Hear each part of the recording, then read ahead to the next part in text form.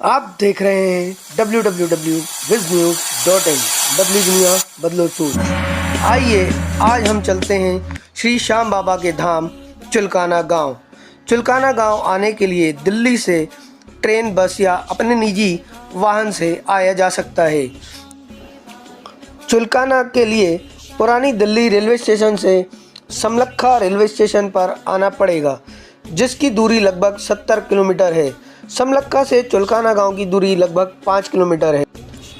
चुलकाना गांव को चुलकाना धाम भी कहा जाता है। चुलकाना धाम का अपना विशेष महत्व है। बताया जाता है कि महाभारत युद्ध के दौरान यहाँ महात्मा वीर बर्बरिक जी ने अपने शीश का दान भगवान श्री कृष्ण को दिया था। इसीलिए कहते हैं कि जहाँ दिया शीश का दान वो भूमि है चुलकाना धाम। बताया जाता है कि यहाँ पीपल का वह वृक्ष अभी भी मौजूद है जिस पीपल के पत्तों को श्री बर्बरिक जी ने भेदा था। वहीं श्री श्याम बाबा के साथ मंदिर में राधा कृष्ण जी एवं हनुमान जी की प्रतिमाएं भी विराजित है। यहाँ वर्ष भर भक्तों का तांता लगा रहता है। मंदिर के पुजारी श्री फतेह सिंह जी से विशेष चर्चा के दौरान उन्होंने श्री श्याम बाबा एवं इस अद्भुत धाम के बारे में विग न्यूज़ को विस्तार से बताया। आइए आपको भी बताते हैं पुजारी जी श्री फतेह सिंह जी ने क्या बताया कि महिमा है। यहाँ की महिमा जी, ये जहाँ दिया था शीश का दान वो भूमि है चुलकाना धाम, जहाँ पर कटे बाबा श्याम वो भूमि है खाटू धाम। जब महाभारत का युद्ध हो रहा था, कौरव पांडव आमने सामने थे, तभी बबरीक जी युद्ध देखने के लिए अब चल पड़े। तो कृष्ण भगवान ने सोचा अगर बबरीक युद्ध में पहुंच जाता है तो हार जीत का, धर्म अधर्म का फैसला नहीं हो सकता, क्योंकि इनके पास 3 बाण थे, तो एक ही बाण में ये सबको तहस नहस कर सकता। कृष्ण भगवान ने अपनी सूझबूझ से इसको रोकने की कोशिश की। कृष्ण भगवान ने यहाँ पीपल का पेड़ है, उसके यहाँ नीचे ब्राह्मण का रूप धारण कर बैठ गए। जब बबरीक भी यहाँ से गुजर रहे थे, बबरीक ने सोचा ब्राह्मण देवता, क्योंकि जो क्षत्रिय थे, बड़े योद्धा थे, वह ब्राह्मण को पूजा के बगैर, उनका आशीर्वाद लिए बगैर, उनके प्रणाम के बगैर आगे नहीं जाते थे। वैसे बबरीक जी ने यही कहा कि ब्राह्मण देवता को नमस्कार, आपके चरणों मेरा प्रणाम, और मैं आप मेरे को आशीर्वाद दो। बच्चा कहाँ जा रहे हो? ब्राह्मण देवता बोला मैं युद्ध देखने के लिए जा रहा हूँ। अगर युद्ध देखोगे और भी कुछ करोगे? तो बोला पहले तो युद्ध देखूंगा, जो हार जाएगा उसको जिताऊंगा। अरे तेरे तो बच्चा, अभी वहाँ तो भीम है, नकुल है, सहदेव है और अर्जुन है, बड़े बड़े योद्धा हैं, कर्ण है और दुर्योधन है, तो इसे वहाँ क्या चलेंगे? नहीं, पहले तो युद्ध देखा हूँ, मैं उनको जिताऊँगा। तो बोले तेरे में ऐसी क्या शक्ति है? तो बोला देव मेरी परीक्षा ले लो। तब कृष्ण भगवान ने उनकी परीक्षा ली। बबरीक जी ने एक बाण छोड़ दिया और सब पत्ते को बिनता बिनता चल रहा था। कृष्ण भगवान ने अपनी कृपा से, आपके आशीर्वाद से, ये एक पत्ता अपनी मुट्ठी के अंदर, एक पत्ता अपने पैर के नीचे दबा लिया।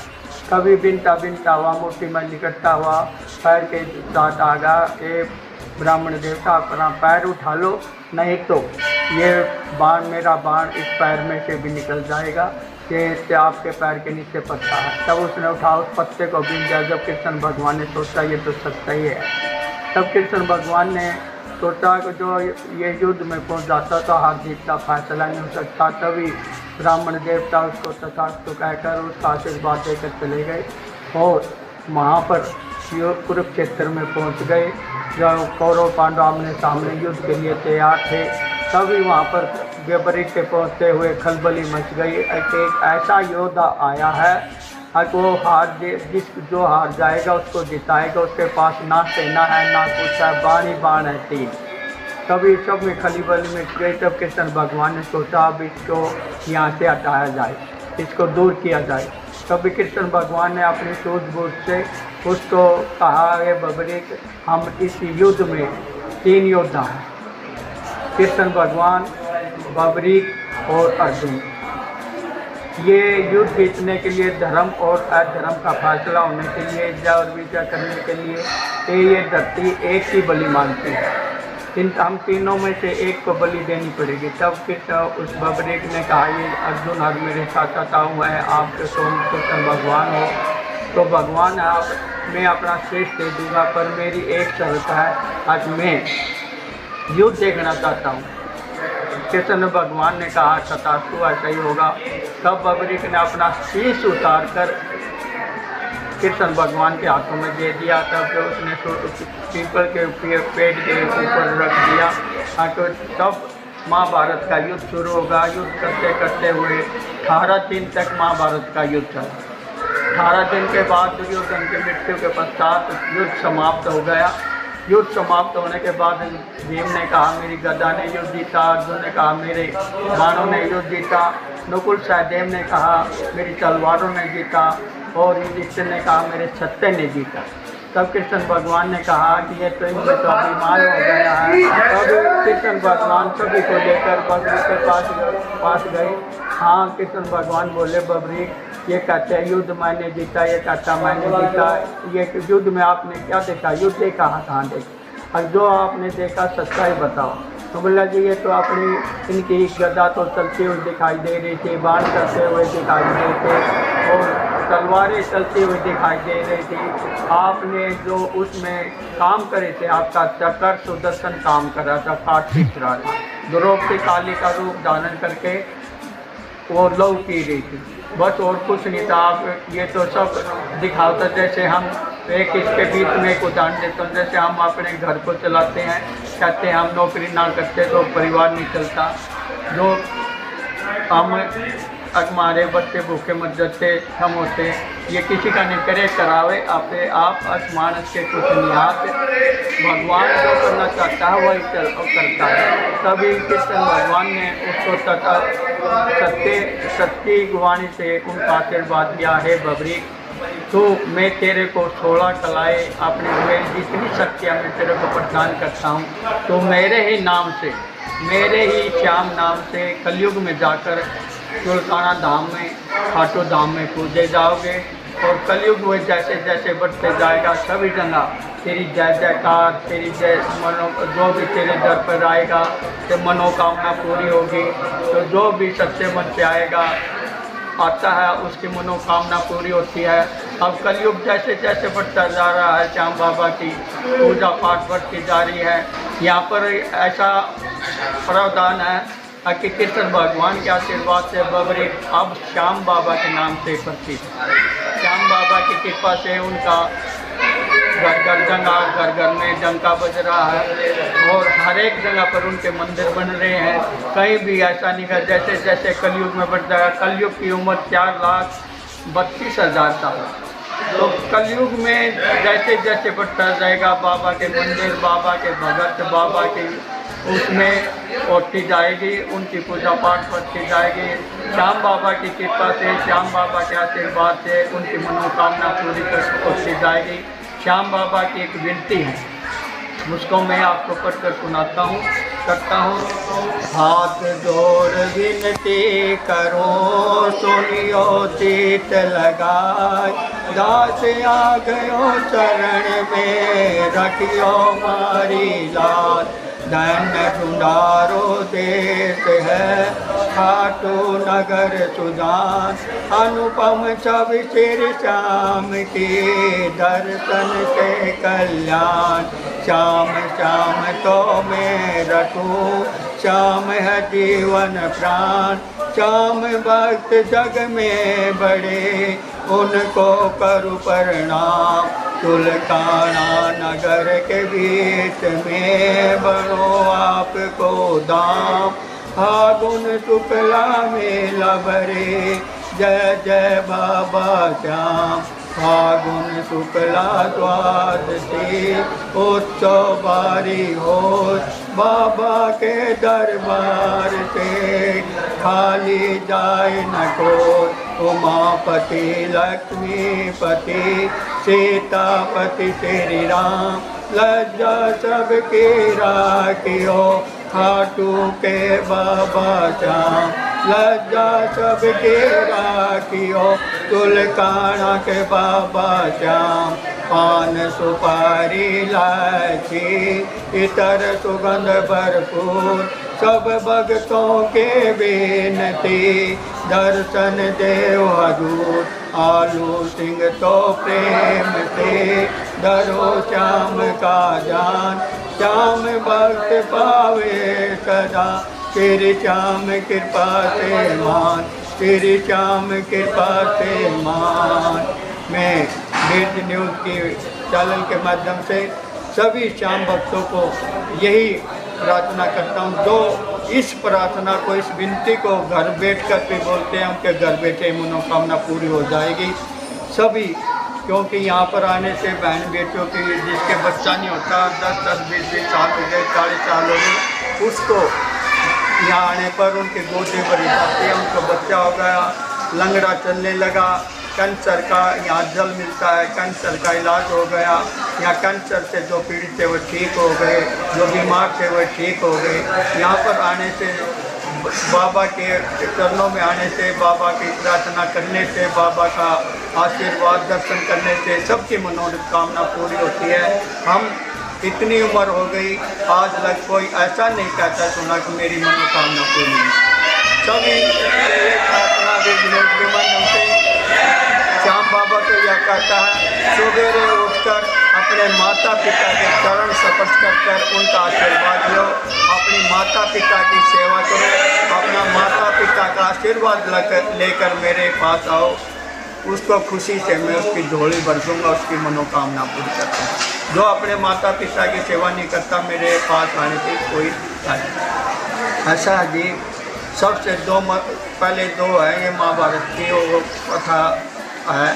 अगर पहले शीश का दान दिया था शीश का दान वो भूमि है तुलकाना धाम जहाँ पर कटे बाबा श्याम बबरीक जी ने शीश का दान दिया था धर्म को जिताने के लिए विजय को जिताने के लिए और रावण ने 10 बार शीश दिए थे अपने अहंकार के लिए साधु संत महात्माओं को सताने के लिए सबका अपमान करने के लिए दिए थे और इसने धर्म की विजय के लिए धर्म के लिए और धर्म के लिए अपना शीश का दान दिया था।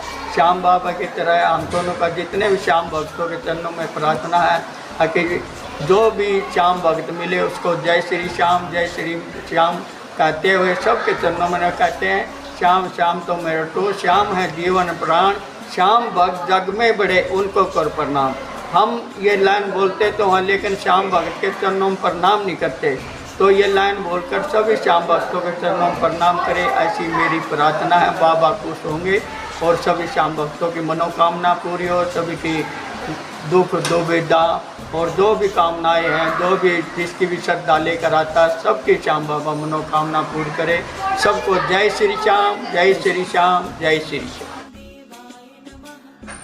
कैसी लगी आपको ये चुलकाना धाम की यात्रा कमेंट करके कमेंट बॉक्स में ज़रूर बताएं।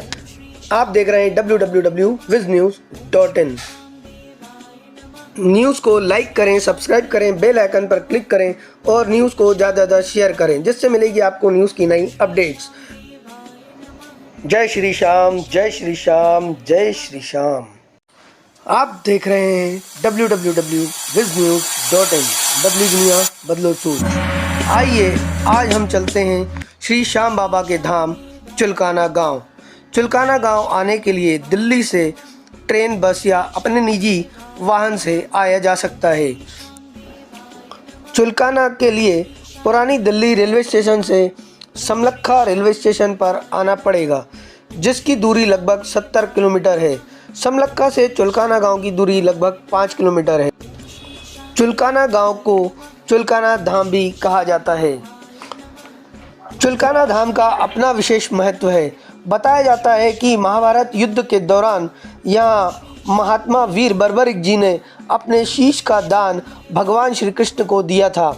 इसीलिए कहते हैं कि जहाँ दिया शीश का दान वो भूमि है चुलकाना धाम।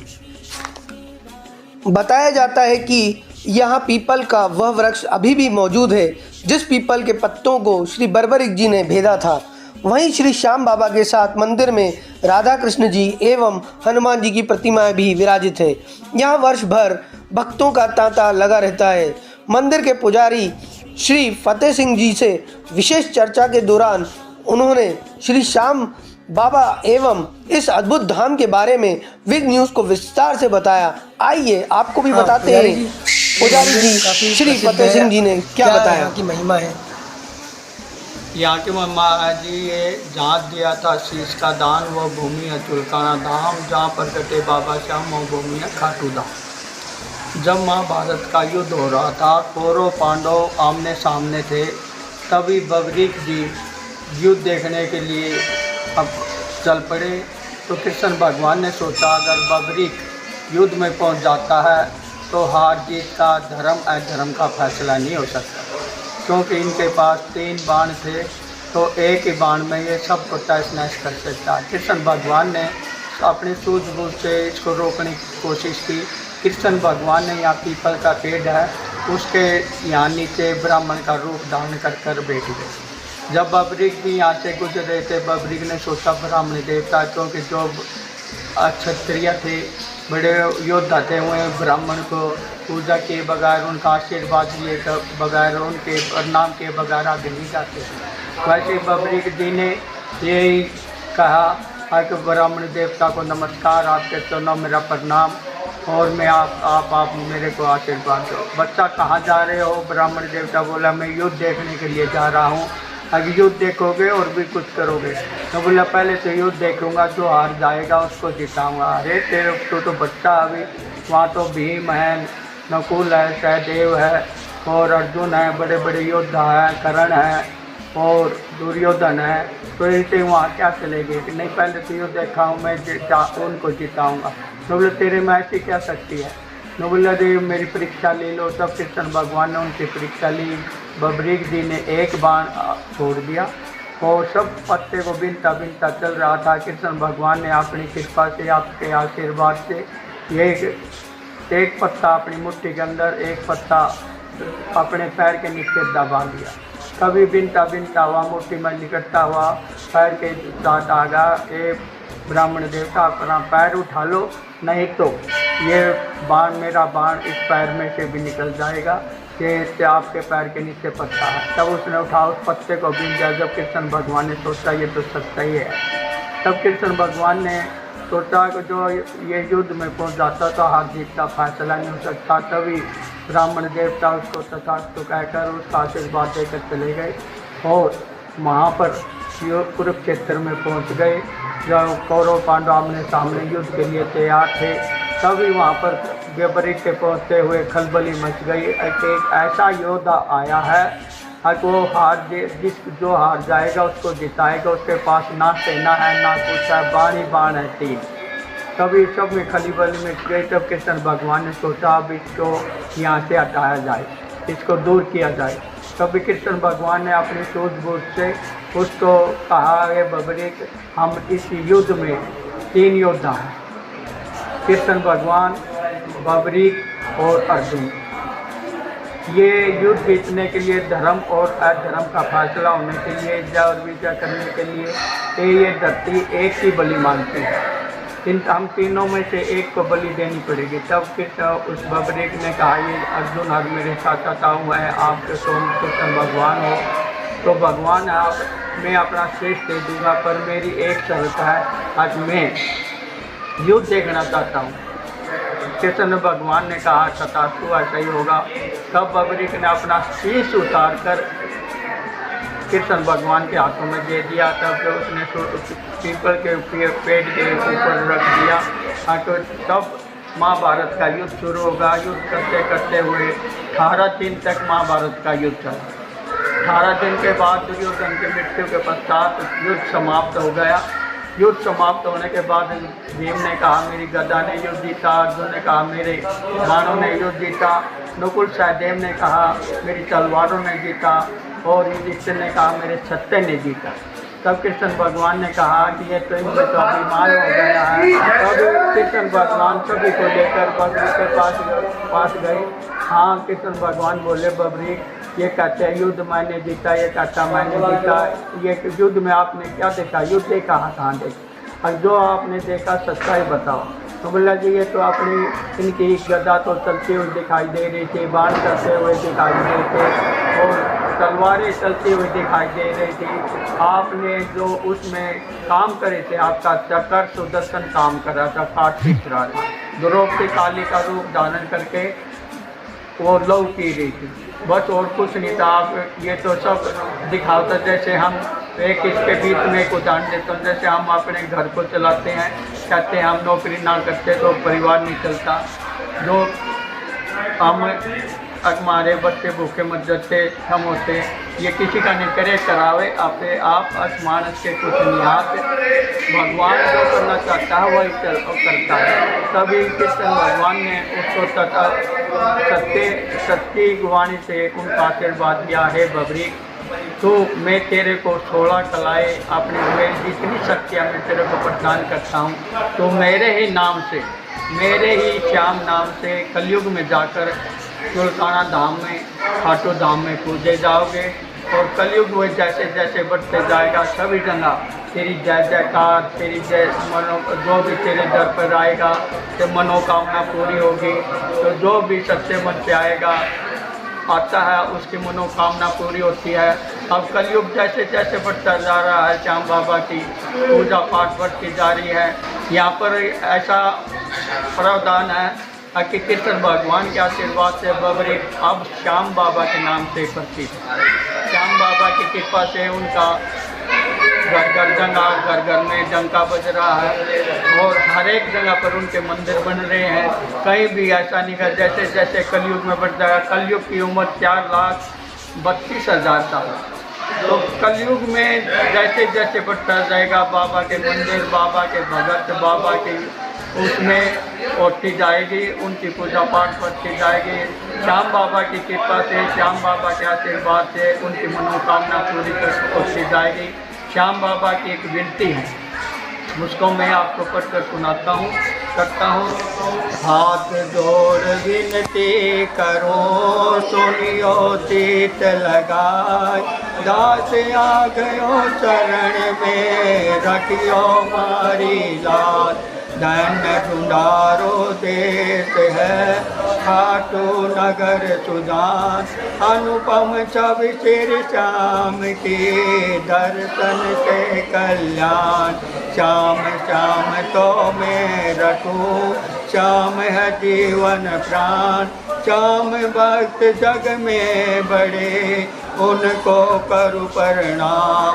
तुलकाना नगर के बीच में बनो आपको दाम। फागुन शुक्ला मेला भरे, जय जय बाबा श्याम।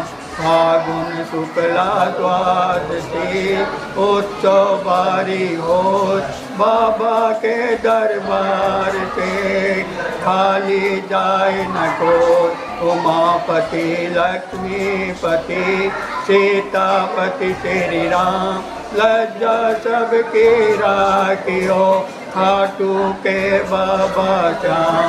लज्जा सबकी राखियो, तुलकाना के बाबा श्याम। पान सुपारी इलायची, इतर सुगंध भरपूर, सब भक्तों के विनती, दर्शन देव हजूर। आलू सिंह तो प्रेम से, धरो श्याम का जान।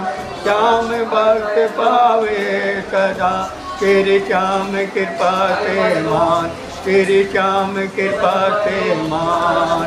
मैं वीर न्यूज़ की चैनल के माध्यम से सभी श्याम भक्तों को यही प्रार्थना करता हूँ, जो इस प्रार्थना को, इस विनती को घर बैठ कर भी बोलते हैं, उनके घर बैठे मनोकामना पूरी हो जाएगी सभी।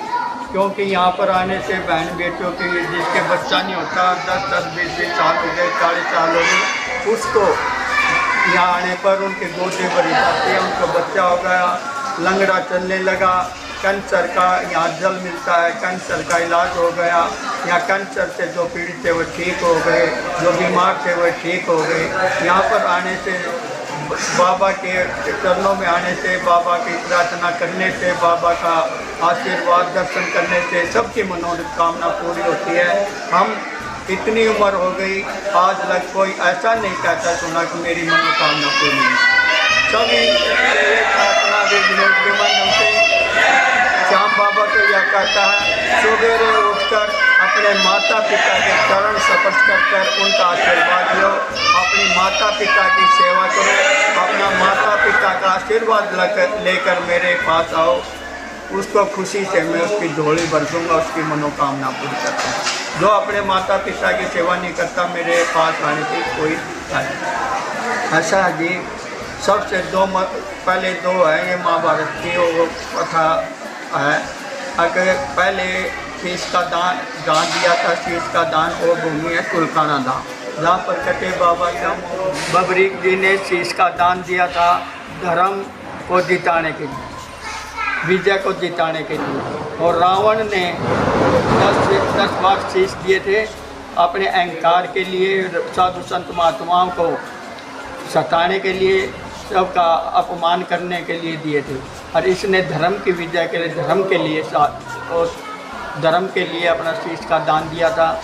श्याम बाबा की तरह हम दोनों का, जितने भी श्याम भक्तों के चरणों में प्रार्थना है कि जो भी श्याम भक्त मिले उसको जय श्री श्याम कहते हुए सबके चरणों में कहते हैं, श्याम श्याम तो मेरा तो श्याम है जीवन प्राण, श्याम भक्त जग में बड़े उनको कर प्रणाम।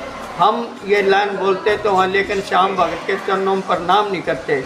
तो ये लाइन बोलकर सभी श्याम भक्तों के चरणों में प्रणाम करें, ऐसी मेरी प्रार्थना है। बाबा खुश होंगे और सभी श्याम भक्तों की मनोकामना पूरी हो, सभी की दुख दुविधा और जो भी कामनाएं हैं, जो भी जिसकी भी श्रद्धा लेकर आता है, सबकी श्याम बाबा मनोकामना पूरी करे। सबको जय श्री श्याम, जय श्री श्याम, जय श्री श्याम। कैसी लगी आपको ये चुलकाना धाम की यात्रा? कमेंट करके कमेंट बॉक्स में ज़रूर बताएं। आप देख रहे हैं www.viznews.in। न्यूज़ को लाइक करें, सब्सक्राइब करें, बेल आइकन पर क्लिक करें और न्यूज़ को ज़्यादा से ज़्यादा शेयर करें, जिससे मिलेगी आपको न्यूज़ की नई अपडेट्स। जय श्री श्याम, जय श्री श्याम, जय श्री श्याम।